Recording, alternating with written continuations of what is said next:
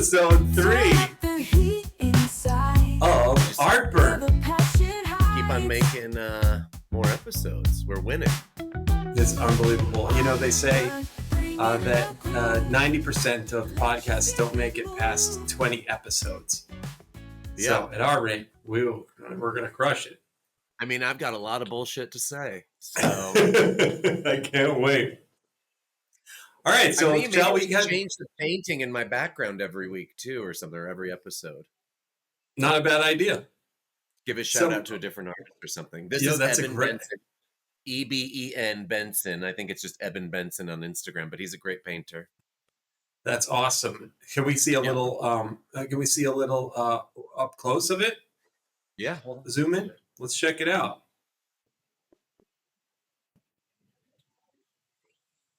Oh, very nice. So Eben grew up in Maine on a family farm, and his dad passed a couple of years ago, and he had to go back to Maine to help with the family farm, and this was painted during that time. Wow. Oh, here's Lua. Come here, Lua. Come here, sweetie. Oh, yeah, here she is. Here's the new dog. She is beautiful. Yeah, she's like a brindle pit. What a nice pup. There she is. Okay, go on. Okay, so basically, we'll kind of just jump right into it today. And so the first episode, we were just kind of just talking about the art market. The last episode, we were talking about kind of making it as an artist. Today, I want to focus on like what it takes as a collector, or like kind of what it means to be a collector, and all the things associated with collecting art.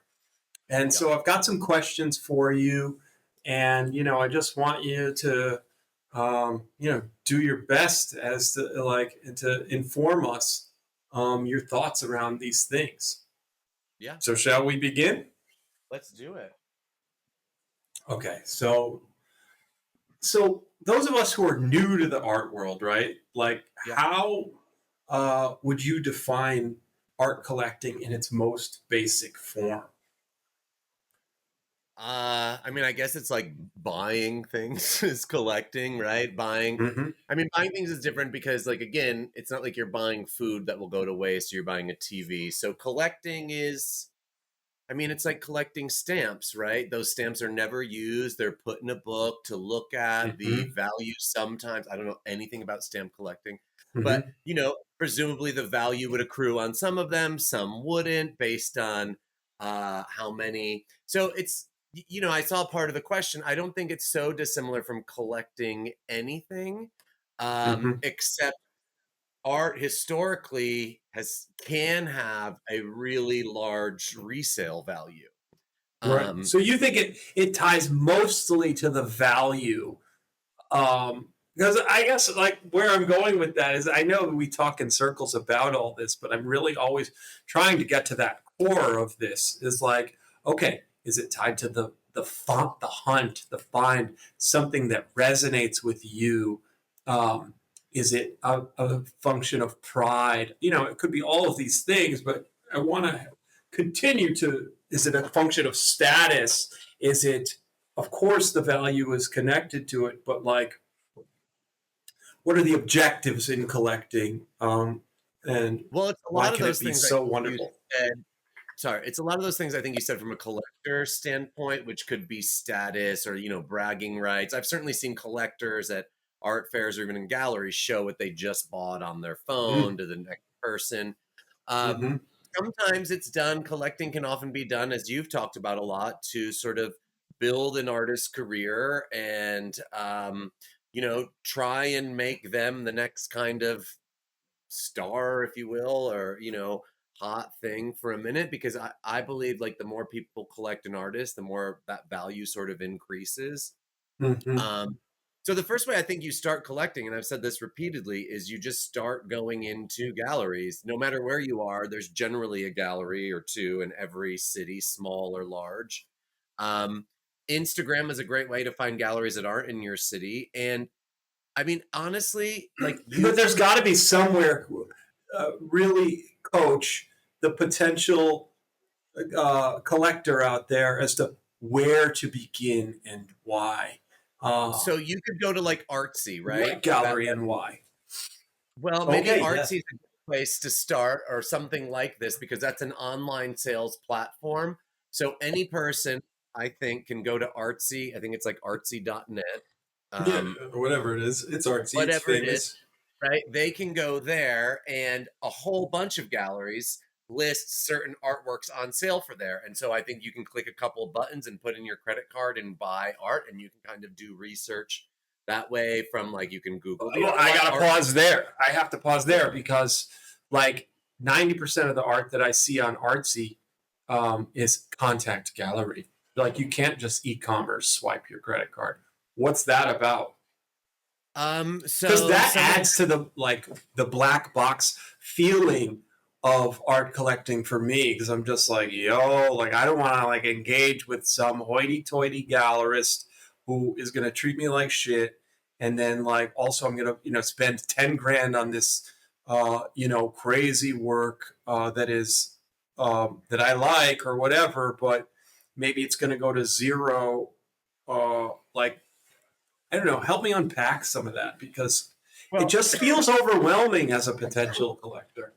so back to the value could go to zero if you buy something for $10,000. It may never go beyond that. Right. That's sort of So you get, go with yep. goddess. Who knows what happens to the value? If you get your friends to buy more work from that same artist, this is what I keep on saying. The more you encourage the people you know to buy from the same artist from the same gallery, the gallery's probably going to want to work with them again. The value will increase the second show. Um, Mm-hmm. so, and also, I think, listen, you're going to call some galleries just like you'd call some restaurants or some clothing stores, and you're going to get an asshole on the phone. But I think Mm-hmm. by and large now, if you were to write, you as Topper, write an email to any gallery that says contact gallery from Artsy, for instance, and said, I'm interested in this piece and it costs $10,000, someone's going to get back to you. And they may ask you, especially now, given this market, they may ask you, who's in your collection? Who have you bought from before? Right. Some of that is meant to, I think, create like a little bit of a barrier, but some of it, if the gallery is doing its job, is also meant to protect the career of the artist so that you're not going in and buying something and you're going to flip it 5 days later to make a quick profit, because that can often like burn an artist market fairly quickly. So two things. Like why oftentimes when I see something on Artsy and I ping the gallerist, and the rare occasion that that does happen, the freaking go-to line is always, "Oh, this show's sold out." What's that Well, about? Like, that could be true. I mean, it really could be true. It depends. Probably if it was like during COVID, Artsy was doing huge business. All galleries were doing huge business during COVID because everything was online. Um, Sometimes I've said this before, like it's the job of the dealer to kind of build up the market and say, sorry, everything's sold. right, Some of it could be because they won't sell to you. Um, right. you know, Okay, but so unpack why you don't want to. Same. So I'm gonna make up like because maybe this artist has a long wait list and they're waiting to decide who to place it Oh, with.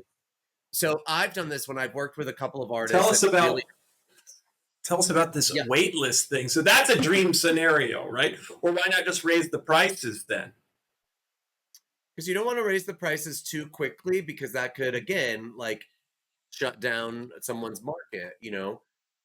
Why? You want So uh basically, they're worried that like, okay, so it goes bumps from 10 to 15 G whizzes, and they're like, yo, that all of the waiting lists said no.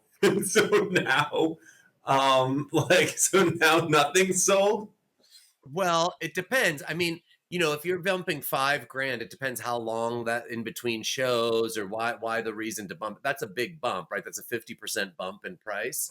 So generally, if you had like a $10,000 painting, and for an emerging artist, for someone like me, like I'm still an emerging artist, I've had 3 shows, like $10,000 would be like a huge piece from me personally. Mm-hmm, Uh, mm-hmm.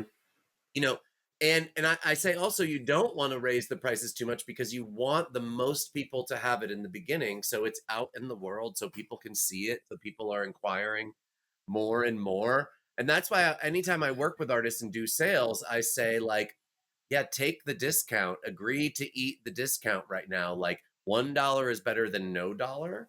But in Yeah. terms of Oh, amen. collecting, I think in terms of collecting, um, I think it is changing. And I know there are times when the market is super high or you have a super hot artist, you are sort of vetting more and you do have a wait list. But I can tell you, I've done shows recently for the gallery, like 2 years ago, certain artists, you couldn't keep it. And now it's like, we'll sell to not anybody, of course. You want to make sure that they are like, that they don't have to own major collections. They just have to be a good collector. They have to have a real interest, like you do, everything you talk about. They have to have a real, I think that would be the number one criteria probably for any collector is to like be legitimate in your interest in wanting to collect. Yeah, that passion for the actual art. And I definitely want to put a pin in that, but I've got kind of back to a question about um, gallerists, and maybe we can go into that in another episode. But like, how or why would a gallery that's like in New York or LA or these expensive ass rents Yep. spend their time with an artist that's selling sub five, sub 10,000 because it's to me just as hard to push a goddamn painting. Uh, Not that I really know, but I'd imagine um, I'd like to try to push 100K or 50K works um, more because you're putting in that same effort, that same razzle dazzle, wine and dine in. Yeah. What's the benefit of supporting emerging artists?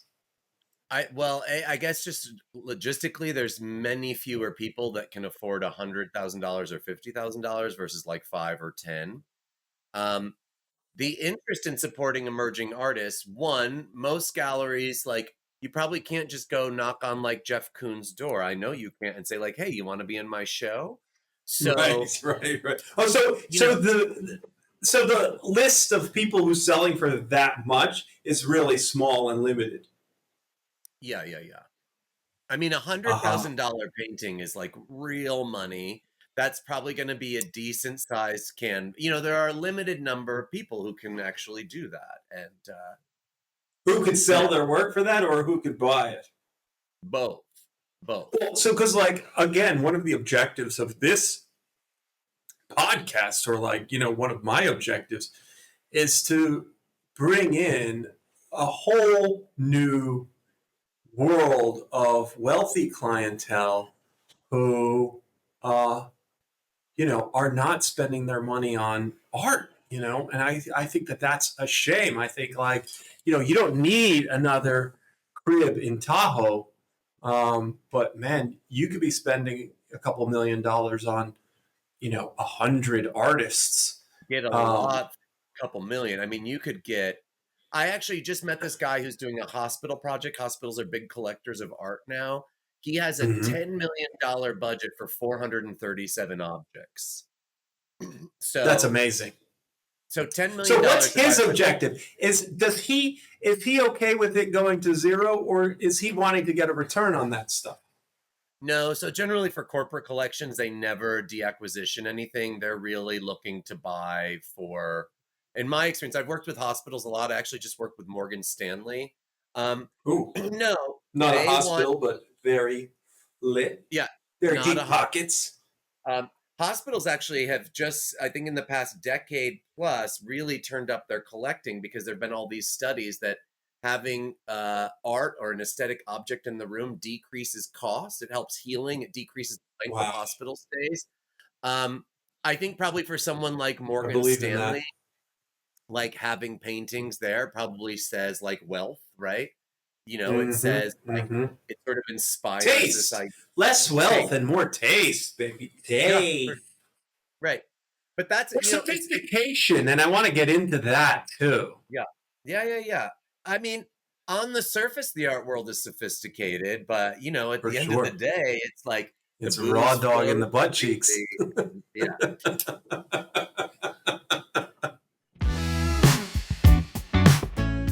If your passion for pizza or your late night art adventures are giving you more burn than you bargained for, Prilosec has got your back. With one pill a day, you can ditch the heartburn and get back to appreciating the finer things, like great art and great food. Heartburn is hot, heartburn is not. So try Prilosec and get ahead of the burn. It's all different. And so back to the another reason that you want to both buy and sell and show emerging artists is because in terms of investment, if you're an emerging artist and you can buy something for $1,000, $2,000, and that career, skyrockets. So it's the highest risk, highest reward.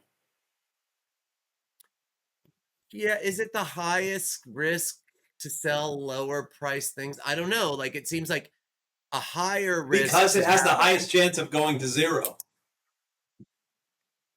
Being, belonging in the dumpster. It's unvetted, right? But it also has maybe an unknown chance of going to $1 million, versus there are other artists who have been around that, you could, once the market sort of set, I'm trying to think of obviously if you're dead, that's a big thing, but there won't be any more work. But I think for artists that are living, well, you can do a lot more volume at $5,000 or $10,000. You can also do it $100,000. And I don't know, I've only worked with that dollar amount generally in secondary market stuff. So like the most expensive painting I ever sold personally was a David Hammons for $650,000. It was a secondary. That's so dope. It came directly from the artist because I had a connection to him, and Davey boy. And we knew, it was my first gallery, and we knew someone who worked for Citibank that collected African-American artists, and he had $650,000 to spend, and he did it.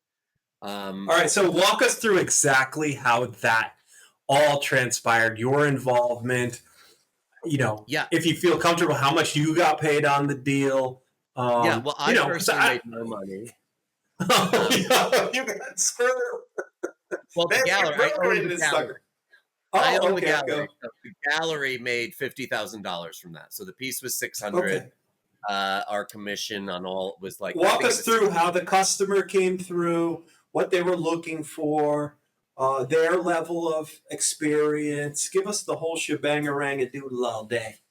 Yeah. So the client who had the painting was a friend of the artist, David Hammons. And they were maintained a friendship. And tell us about this artist, too. I'm not familiar. David Hammons is sort of like, well, I mean, he is a Black artist. He's most sort of known for me, I think what he became to fame for back in Harlem, he did this performance where he sold snowballs on the street, actual melting snowballs, as a sort of comment on the like in the 80s or something? Yeah, 80s, maybe 70s. I think I've seen some clips of that. He did this whole the series depths of YouTube or something. Yeah, body prints where he would paint his body and sort of push it up against a canvas. I mean, he's a conceptual artist. His paintings have been covered in trash bags or big pieces of furniture he'll put in front of them.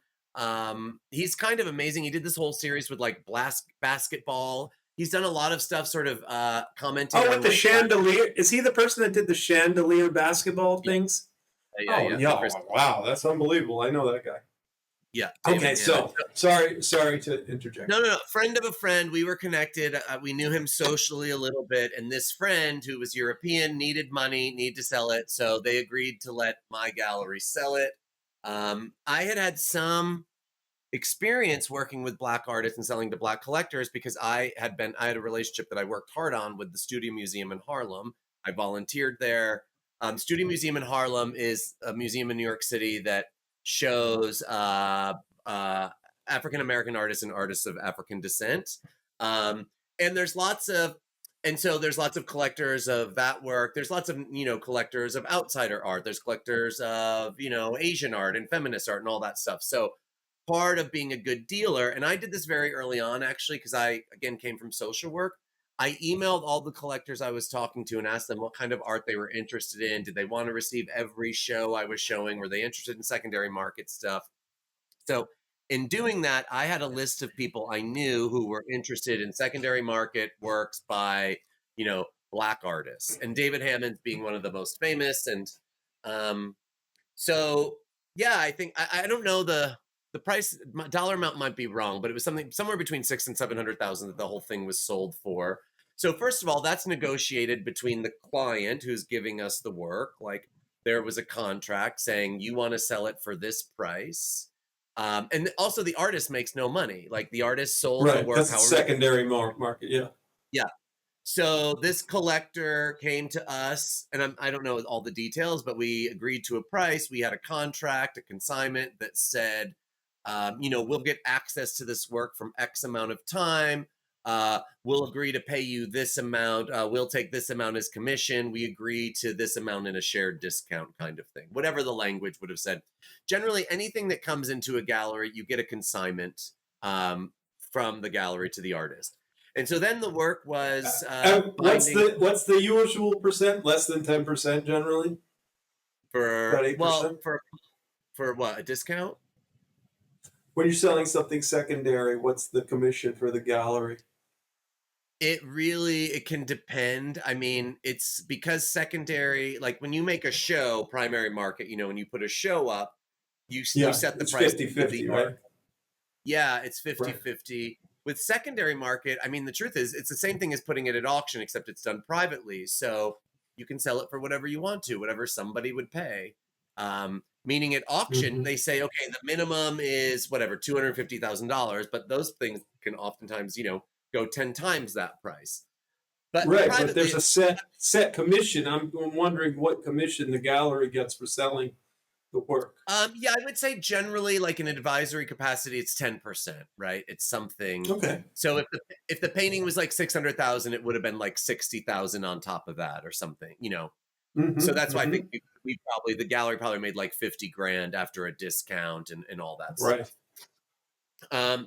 So yeah, basically, I think with something that's expensive, you don't send out to your entire mail list. Like very few people can afford 650 grand, right? Just like for shizzle.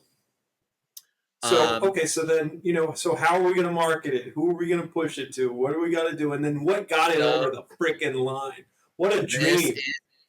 So how you market it is you pick up the telephone and you call your clients and you say, hey, Shamar, this is... And you're not having an intern do this. You got to do that one, or like, how do you... First of all, I did have an intern, that's true. But no, I do all of it. What is art without the interns? I did all of this, or my business partners. I had both brothers had partners. No, something like this. You pick up the phone, you say, "Hey, I have this thing. I'd like to set up a viewing with you. Are you interested?" And that's what happened. This guy who worked at Citibank came down one Saturday afternoon or whatever it was. You hire someone to sort of stage the painting and light it. He comes down. He says, "I'll be back to you."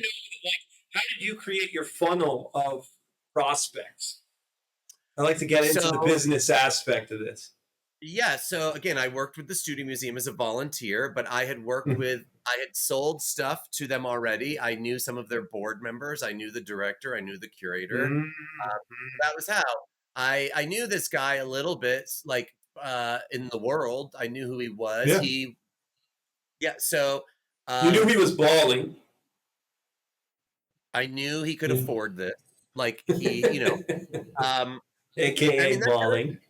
I knew he could afford it. And I knew the sort of value of David Hammons' work and how hard it is to get that work. And right.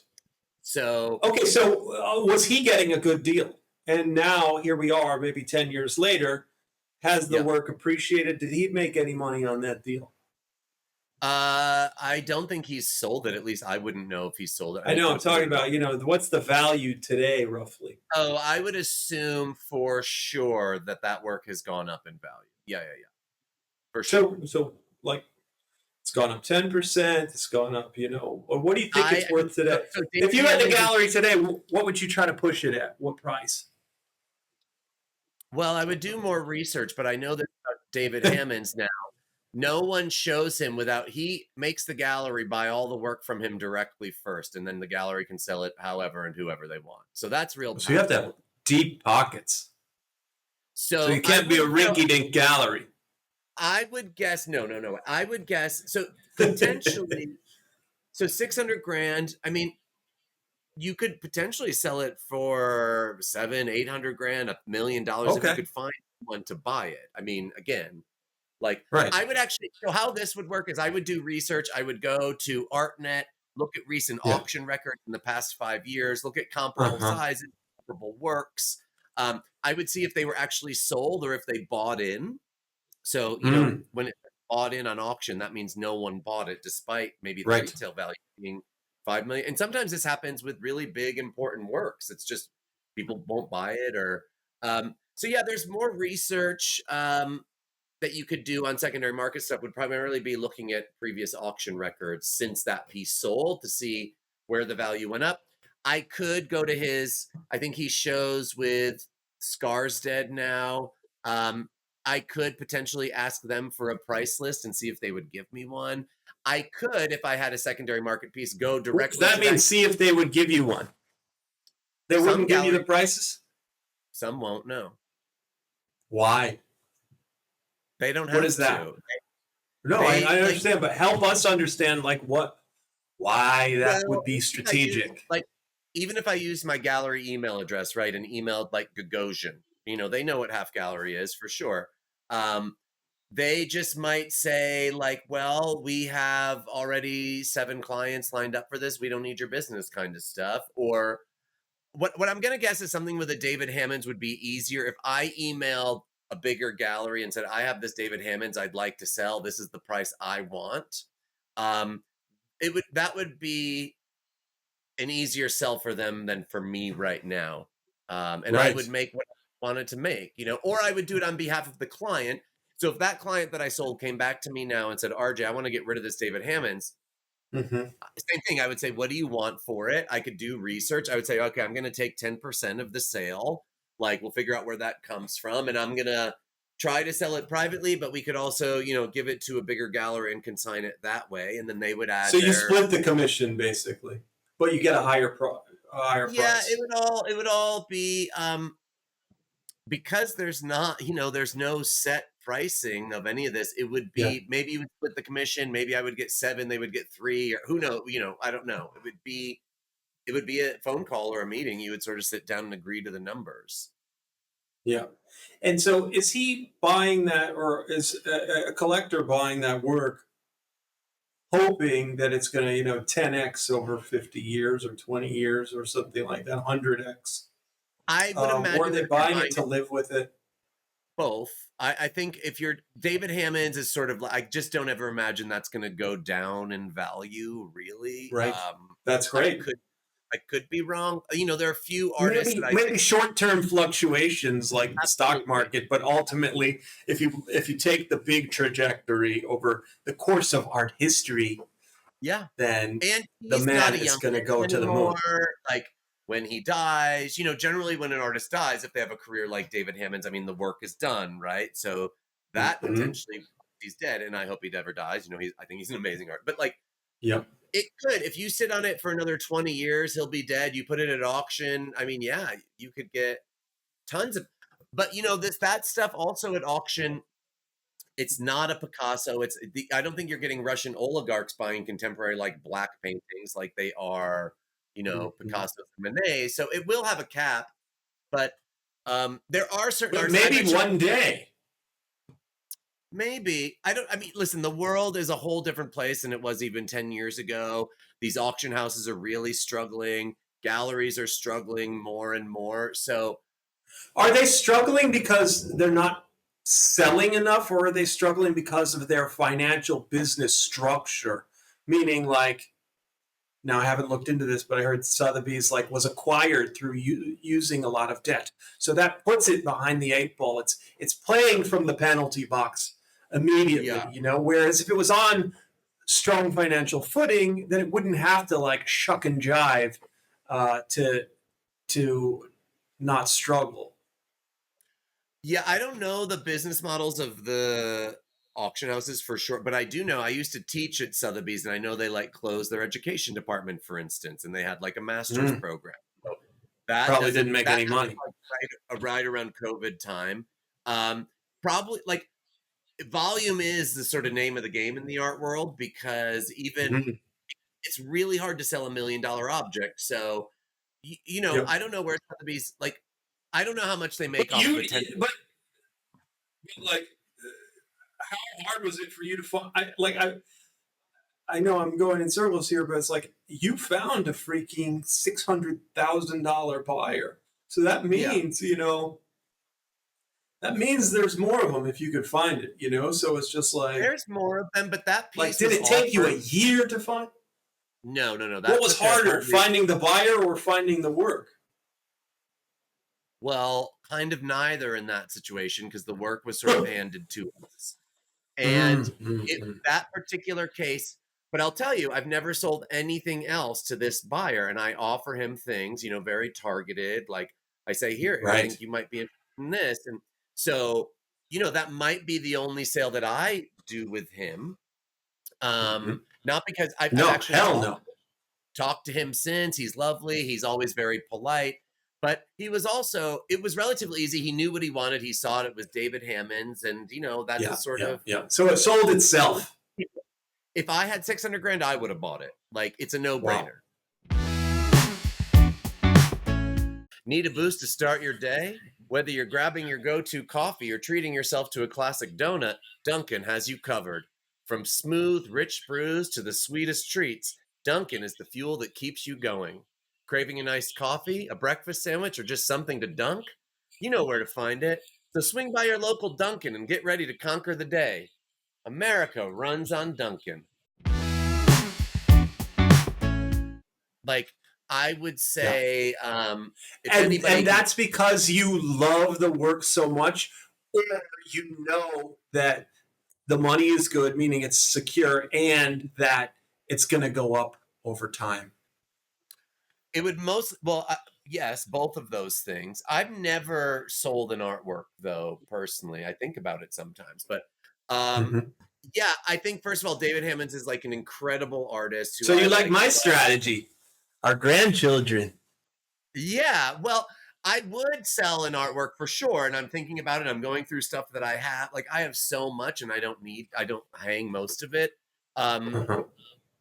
And I have no interest. I don't need to have like the Supa family collection. I just don't give a shit. Like, that's not my legacy. Like, my legacy will be me and my art and my books and like. But I like to collect. I collect a lot of stuff.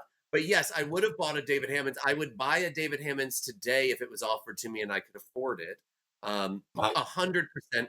Both because first of all, for me. That's an amazing status symbol to like, and I don't give a shit about status. I live in the middle of nowhere at the end of a dirt road. No one comes over. But if I got to look at a I'm going fucking David, soon. I told you I got a yeah, business trip to Hartford. no, that's right. If I got to look at a like David Hammond's crystal basketball hoop every day, like I would be overjoyed. Or like a painting with a trash bag over it with a tiny hole, like I would be overjoyed. It's unbelievable. Yeah. Because to me that does a So, lot of stuff. I mean, so I'm gonna say it. I'm gonna say it. Is he a? Is he a? genius. Yes. Yes, I would say David Hammons is a genius. Okay. Okay. So David tell Hammons us did why. things, Wow. and well, because I think he did things that weren't done before that people still. He talked about the market by selling snowballs on a street corner in Harlem. Like, that to But me would is you have recognized him as a genius when he was doing that? um And did the art world recognize that, or did the outside world recognize that genius while it was I don't know happening? what the outside world knows about David Hammons, to be honest. Mm-hmm. Yes, I think the art world relatively quickly picked up on this guy and it was like, oh, he is doing something pretty spectacular. Both, and he's also like incredibly talented, right? So he has this Yeah. concept behind So things. you And need that. You need like the chops. I think, yeah. I think, yeah. And he's a conceptual artist, so I don't know if he can paint, the Mona Lisa. I have no idea. But It helps. maybe. I think what he did though at the time, at least with the snowball thing, and as again, I think it was like the 70s, early 80s. I mean, New York was a different place. The art market was a different place. In some ways, it was like, you know the story of Larry Gagosian sort of running around selling posters on the street, and that's how he got his like that kind of hustle.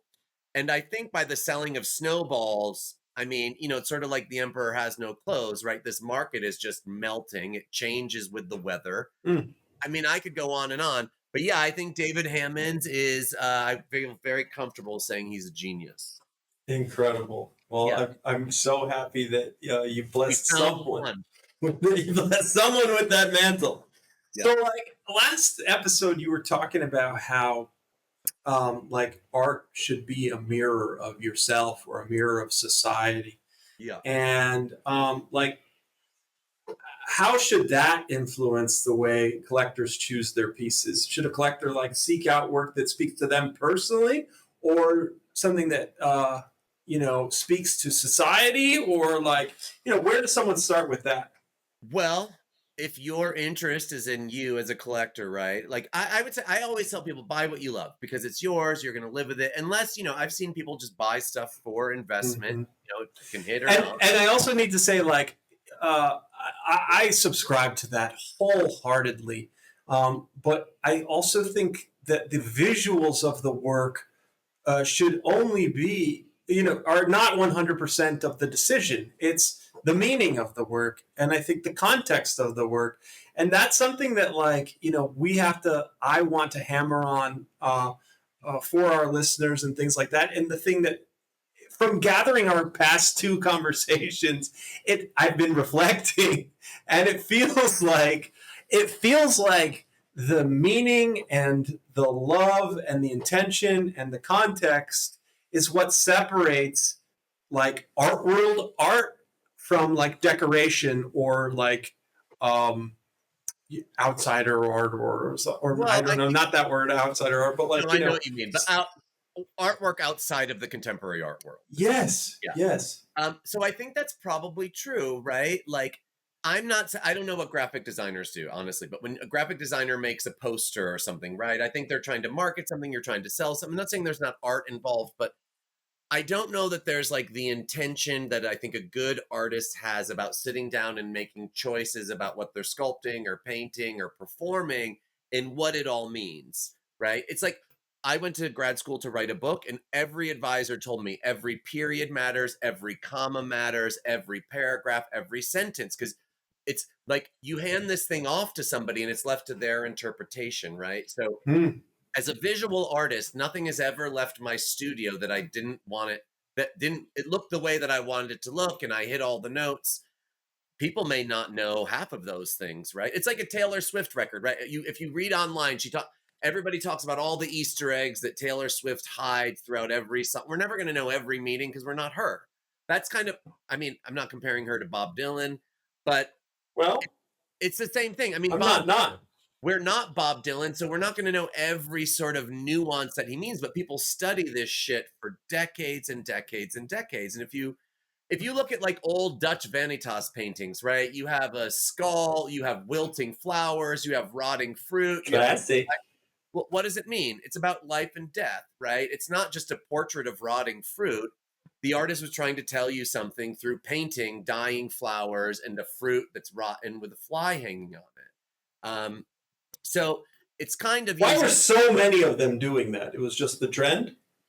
Well, I would think that it was probably a mirror of society of what was going on, whatever plague was happening at the time, where loved ones were probably. I mean, if you look at work made during the 80s and 90s, everybody was dying of AIDS in the art world.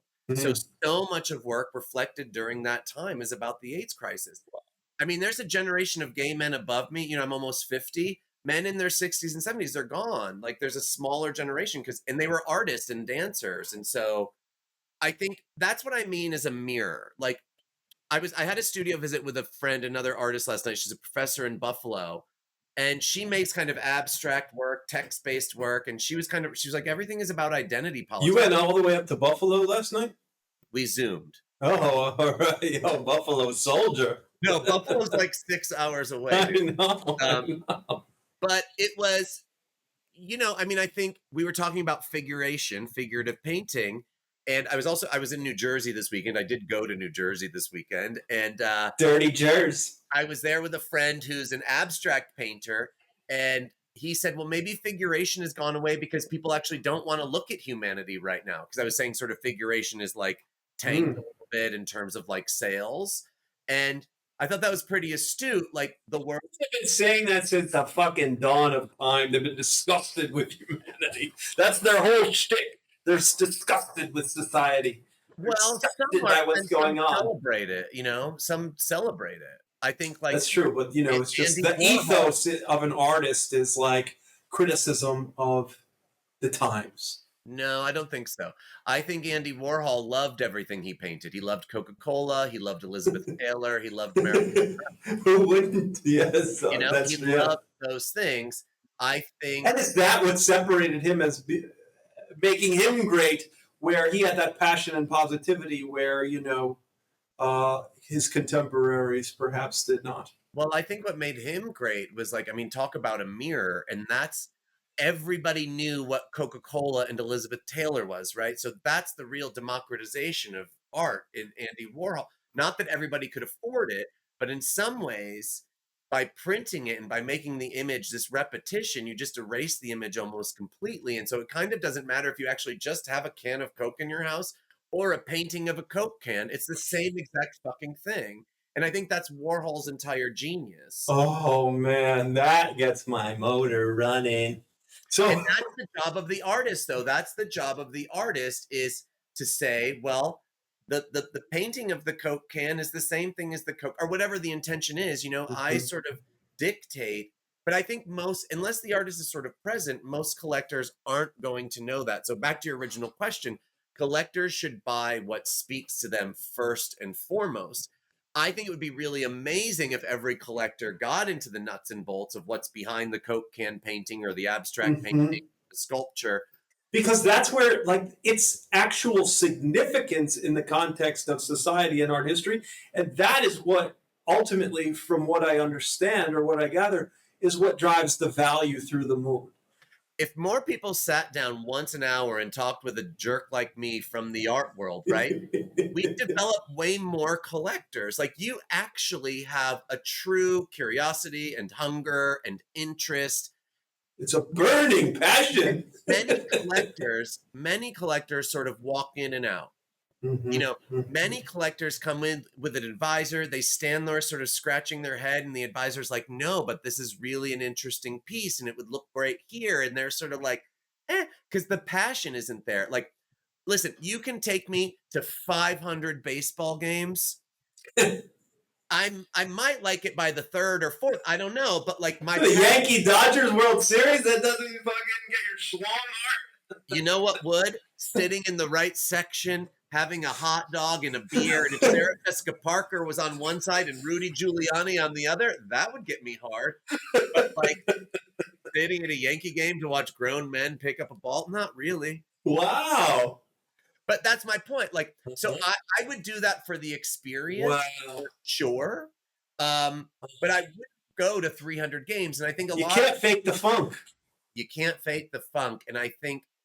But the reason I like this is because I think the more you talk and ask these questions, I imagine so many people have these questions, don't know where to go or how to do it. Yep. But I do think it's kind of easy as going to like marinero.biz. That's a gallery I've worked for. Finding an email, seeing if there's anything you like, saying, hey, I like this artist. What's available?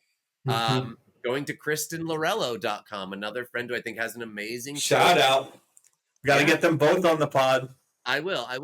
But all of these, like, Cap, this is an amazing gallery too. Like, going to their website, getting an email, even if it's just info@capcap.com, sending an email saying, hey, I'm Topper. I'm a fledgling collector. I'm interested in these two artists on your website. Let me know what you have. Here's my budget. Wow. There's no, what I would say is like, get in, make friends. Even if they're not selling to you, even if you can't afford anything, say, add me to your wait list. I want to keep on looking. I have only $20,000 to spend in the next 2 years, but I really want to get a couple good pieces. Wow. Listen, any gallery right now, save for maybe Gagosian, Hauser, those really big 5, 10 galleries, I think any gallery would want someone who said, listen, I have X amount of money to spend. I want to spend it on 1 or 2 really good pieces to sort of wet my whistle. Mhm. I'm looking forward to developing ongoing relationships. Me as a collector, don't like as reluctant to do that because I'm just like, yeah, I know you'll fucking grab my moolah, but like, will I buy the right things, or like, will you have a open, candid conversation about what percentage of the work that I'm going to buy is going to be worthless? What percentage should I be thinking about is going to actually appreciate, and what's going to stay flat? And if I did ever want to get out of it, what would be my path to liquidating this stuff? So all your questions are valid. I would say I wouldn't bring them directly to a gallery, because then the gallery is going to be like, oh, he's just as interested in the value of it, like the market. Well, we're tapping into something really important right now then. Yeah, So, because if I heard that, if you came to me as a dealer, I'd be like, oh, this guy just wants to flip or sell it down the road. So this is where I would say, get an advisor. Let an advisor do the research. that's one more asshole I have to pay. No, you don't pay them. You just pay full price for the artwork, and the discount that you would have maybe gotten goes to them. Oh. So if an artwork is $5,000 and I'm your advisor, you pay the full $5,000, and I would get the $500 that I normally would have negotiated as a discount. Wow. And that means you just pay the retail, and I take my 10%. The gallery gets there. The gallery sort of eats that 10% between the gallery and the artist. So it's the same price. So we have to have a whole conversation as to what an art advisor is, and like the other option that whole is shebang. You could pay me, right, $3,000 a month. I'm making that number up. You just put me on retainer. Yep. That means then I do negotiate discounts for you. I could get up to 20% or more because I'm a dealer. I could actually get more discounts. You would just keep me on retainer. No, if you buy that month or not, doesn't matter to me. This is the contract. You pay me my $3,000 every month. If you buy $1 million of art and I get you 20% off of that, I save you $200,000. I still only get my $3,000. But if you buy nothing for 3 months, I still get my $3,000, because that's the arrangement. Like, so there's different arrangements you can make with advisors. It depends on where you are, what you want to do. The other option is, as a collector, get an ArtNet subscription, right? And you can see all the auction records in the world. From any place, from Sotheby's, Christie's, Phillips in Europe, in New York, in LA, wherever these auction houses are. So that's like the Bible.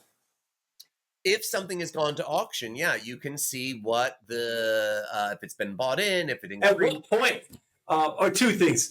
So I just wanted to get these questions out. One, like, would I have a better chance of like selling to an artiste? Let's say I see some artist on Instagram that's at a dope gallery. Wait, hold on, because I want to answer one more question that you asked previously about this. If you ever wanted to get rid of something that you bought from a gallery, the first and best step to do is to go back to the gallery and offer for them to sell it. So you're not burning any bridges.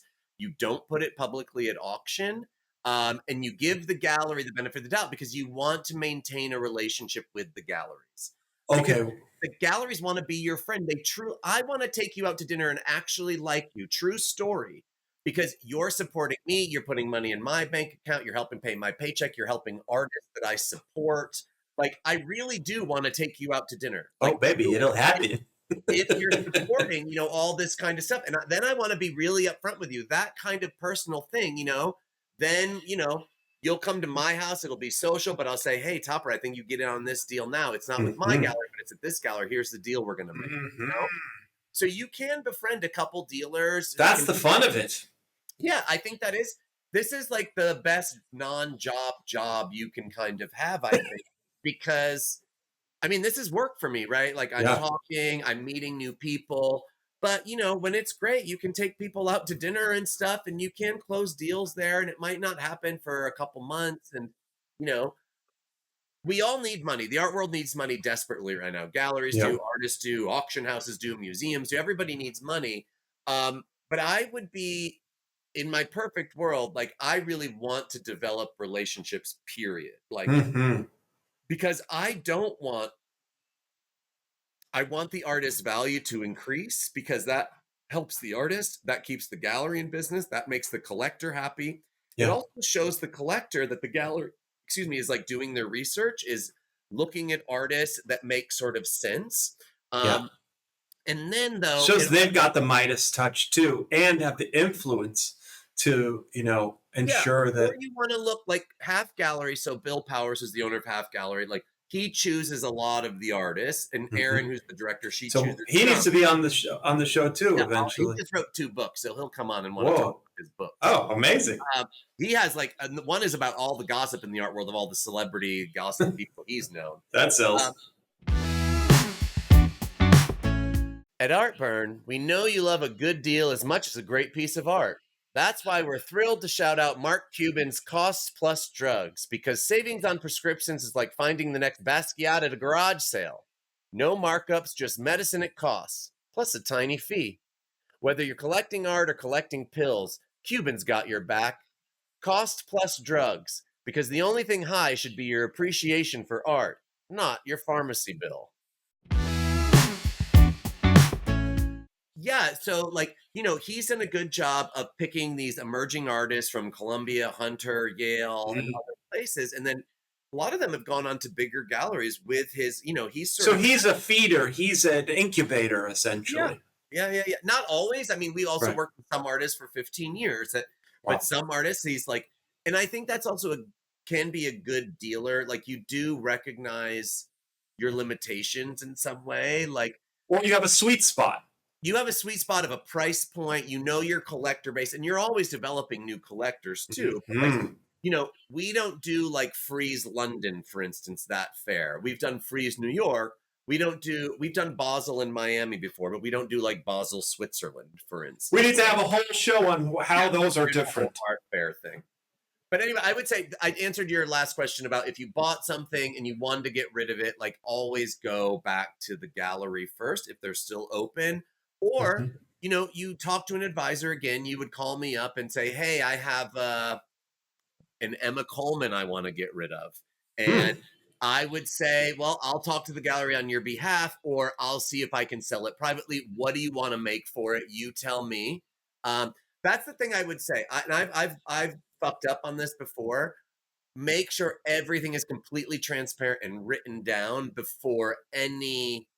Just because, not because people are shady, but the art world does exist in sort of handshakes. And I think it's important to just have everything written down so that there's no question of like what you sold this for, why was this discount given, that kind of stuff. So that reminds me, like, would me as a collector have more leverage going to artists directly and saying, hey, listen, I'll sign something like the Emma Coleman one and say, hey, I'll sign something that says I'll never sell it, or I'll sell it no later than 50 years, no earlier than 40, 50 years or something like that. I would never sign that. I would, but so you're saying, like, as much as it doesn't behoove the collector, like, would you get more leverage with an artist if you offered something like that? Or is that just so uncommon?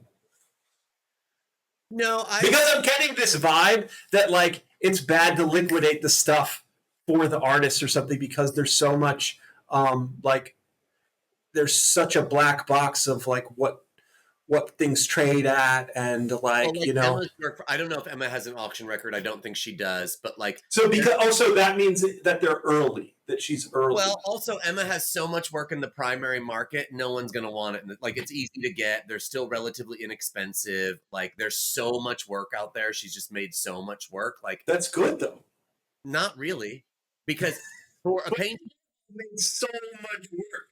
In the long term, you want to have a ton, so your collector base can be massive and the demand can eventually use. In a world of 8 billion people, babe, you gotta have a lot. Made a lot of work because repetition was his entire concept, right? So the idea of a factory and producing. Painter, but it's still okay. He's also dead, and like you can't get. But every artist dies. That's the whole thing. I'm saying in the long term, for their value, for their legacy, it's best to have a shitload. No, I don't think so. I don't think so. How are you going to have collectors in China, collectors in South America, collectors in the United States, buzz around you? If you want to be epic, your quantity has to be epic too, it feels But like. that could be like 5,000 pieces. That's not a ton of work over a lifetime, right? I'm not like, no one should have, there should not be like 30,000 artworks by one artist in the world. That's crazy. How That's, many Picassos are there out there? I have no idea. I'm Not gonna, anywhere near I'm 30,000. gonna Google it. How? Yeah, maybe there's 30,000. How many Picasso paintings are there? 13,500. So yeah, I said 10,000, 5,000 in a lifetime. Like that feels, that's a Yeah. lot of work. And also Picasso did prints, he did lithographs. No, but 13,000 paintings, probably 50,000 works. And around 100,000 prints and engravings. But you know, you can get those prints and engravings for not a lot, like $1,000, $2,000. But like editions. Picasso is the most lit luxury brand. So, okay, on to the next topic. So basically, how would you kind of differentiate, like, what makes fine art different from like decoration? Well, I don't really differentiate between that because I think Oh, no matter what level you are, everyone hangs a painting above their couch. So it's decoration. Well, many museums have decorative art wings, first of all, many museums. So it is considered in the fine art sort of canon, like it can be. So, you know, if you go to the Met, there's a decorative arts wing that has tea sets and those historic rooms or chairs or stuff like that. Those are in actual art museums. right. Um, I would sort of differentiate again back to my mother as the OG sort of consumer American. Like she bought art, but she was buying it from catalogs or whatever department store, you know, J.C. Penney or Sears. You would go, IKEA art is famous. yeah. You would go and buy a framed print. There's so many of these now in the world that make like digital printed paintings. They look like real paintings, you know, and they're not cheap always. Um, for me, you can go to TJ Maxx or Marshalls or Home Goods, anything like that, and buy an abstract canvas, a figurative canvas, a knockoff of something. Um, I would say the difference between that and going to even a fucking local craft fair and buying a painting is the artist's hand, the artist's intention, the meaning behind it. Uh, you know, I think, listen, a lot of people, if you love, I don't nude descending a staircase, right? Well, you're never going to be able to afford it or get it. So by all means, buy a poster and have that if you love that image. You know, is that art or is that decoration? I don't know. Like, Mm. you know, tell me. A little So bit of both if you're moved by that scenario. Like for yeah, me, I love Rothko yeah, posters, but I also keep Rothko posters. I was thinking about this. It's like not only because I like the decoration, not only because I love like what he did and the meaning, the potential meaning behind them, or the emotion behind them. I also like a little bit that I'm like giving him a shout out, like at my office or something yeah, like that. yeah. Um, Maybe that's like a status flex, but I know no one actually. None of my maybe some of my customers might like. I don't know. Well, it's. I mean, I would say also a person's art collection or whatever they hang in their house or their office is also a reflection of you. So Hmm. yeah, I mean, it's cool. Like, I mean, I could make the argument it's cool that you know who Rothko is and you're in Houston and the chapel is there. And Hmm.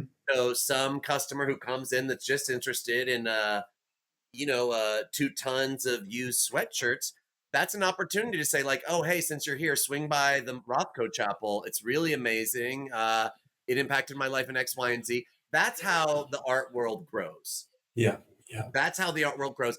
That having people like me to take the intimidation out of it. So like That's so important. the other thing I think is I've been to Houston many times. There are so many artists in Houston that don't show outside of Houston. Like I'm sure that there's like open studio tours in Houston in some of the neighborhoods, stuff like that, like studio buildings that do that. Or like if there's not, like, and you cared about art, I would start that there. And then you go into studios and you buy shit for $100 that you love and you Hmm. start like there's a good way to do it even like locally. Like, I'm reluctant to do that because I feel like supporting an artist who's, this is just me as a potential collector, like investor hat. I'm saying to myself, this person is not in the mix of what dictates what an artist like is part of the art world, any movement. And so ultimately, I think their work is just going to wind up in the dustbin of history. And but you know who is in the mix? You. If you're the collector going to the artist's studio, you already have influence because you have power and money. So you are in the mix. Like, this is a sort of trifecta. It's like the Father, Son, Holy Ghost. maybe. Like, you have the collector, the artist, and the gallery, and you can't really have one without the other. I mean, you could potentially cut out the gallery, but I would say ultimately don't, because artists need that blessing. They need to be taken care of. And that validation. Oh, yeah, and that they too. They need to be taken care of first and foremost. And someone fighting for them. That's it. Because galleries are the ones who will grow the career of artists. That if you just want to talk from an investment level, without a gallery, I mean, David Hammons is like such a rare case. Like, he doesn't have a representing gallery. He just makes whatever gallery wants to show the work, buy it. So nobody else really has that, right? That's so rare. I can name, what's his face? Damien Hirst, he cut out Gagosian at the auction house. He just did a show at the auction house, but he bought back some of that stuff. So that was like a market game. Also, he was already established. And all this market bullshit. And had a brand. Banksy shredding the thing. Yes, Well, who did something first? It was David Hammons selling those snowballs that would melt in Harlem. Wow. So that's why I would say Banksy shredding the thing. Well, David Hammons sold the melting thing. It's been done. It's reinterpreted in this way. So that's why I think genius is a really, really... It has to play on the continuation of history. Well, I think you want to know, maybe Banksy was referencing this. I never thought about it because I don't even know who Banksy is, but maybe he was referencing David Hammons. I think you do. Yeah, I am Banksy. But I do think, people talk about derivative art all the time. It's derivative. I don't think derivative is a bad word. If you're it's critical. Yeah. I think you should know your ancestors. You should know your history a little bit. You should know your references. I love listening to a piece of music that's new, and I can say, oh gosh, this sounds like a little bit of like Lauryn Hill, a little bit of like The Doors. Oh, I hear like this bird. It's a great feeling. And I love looking even at that work of the tractor and thinking about, maybe there's that sunset's a little Rothko. Oh, that it almost is like that lady sitting in the, that woman in the field like that, or whatever that. Christina's World. Whatever. It's Christina's World. Yeah. We could do an entire podcast just on that painting because that painting is so divisive. Wow. People hate that painting or people love that painting. I think it's lit. I think it's litty. I think that painting's amazing. Litty like a titty. Well, his neighbor, she was crippled. She had no use of her legs. That's why he painted her. Her name was Christina, and she couldn't move her legs. Jesus, up on Look at Cripple what Creek. I'm giving you, Topper. Yo, man, so much. Drinking from the fire hose. Well, that's another thing in the gay world. So.